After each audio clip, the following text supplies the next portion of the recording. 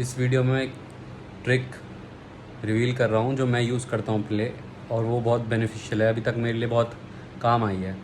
और ये trick discipline होने के लिए बहुत इफ़ेक्टिव है।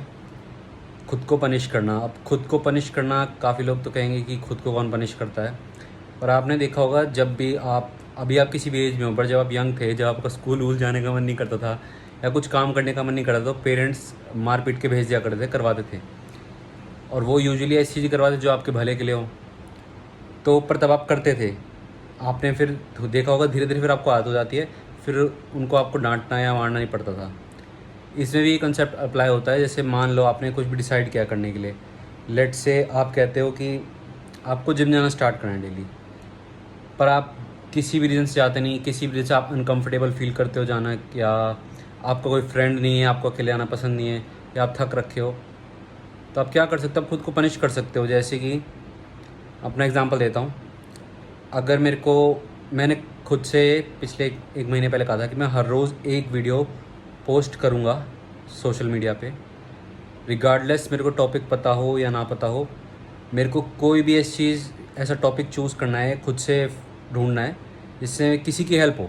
मतलब मैं कोई भी ऐसे टॉपिक के बारे में डिस्कस करूँ या बताऊँ जिसमें वैल्यू हो, और इस वैल्यू को आप इस्तेमाल करके उससे अपना बेनिफिट कर सको, उससे अपना इम्प्रूव कर सको।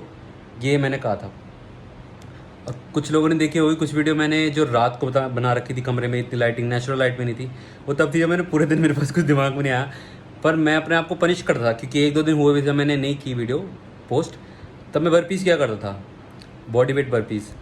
और बर्पीज़ क्या करता मैं 300 to 400।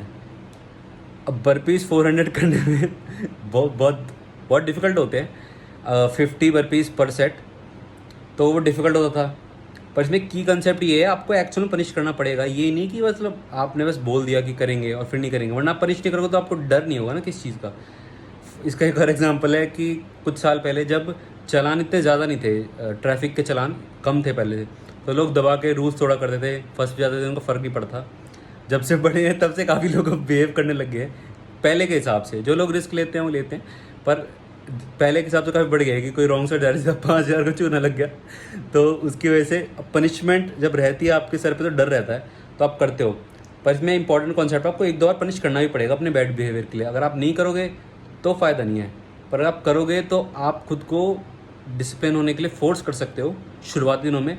और होता क्या है, जब आप एक लॉन्ग पीरियड ऑफ टाइम तक, लेट से आप 30 डेज या थोड़े दिनों तक कोई भी चीज़ जो आपको पसंद ना हो करना, पर आपको पता है वो आपके लिए ज़रूरी है करना, वो आपके लिए बेनिफिशियल है ओवरऑल लॉन्ग टर्म, तो अगर उसकी एक बार आदत पड़ जाती है ना, तो एक पॉइंट ऐसा रीच होता है जब आप ना करो उस काम को तो आपको अजीब लगने लगता है। फॉर एग्जांपल, अगर मैं आजकल अगर कोई भी पोस्ट या वीडियो पोस्ट ना करूँ, शेयर ना करूँ जिसमें किसी तरह की वैल्यू हो, जिससे आप लोगों की हेल्प हो सके, तो मेरे को रात तक फिर अजीब लगने लगता है कि यार आज मैंने वीडियो पोस्ट नहीं की।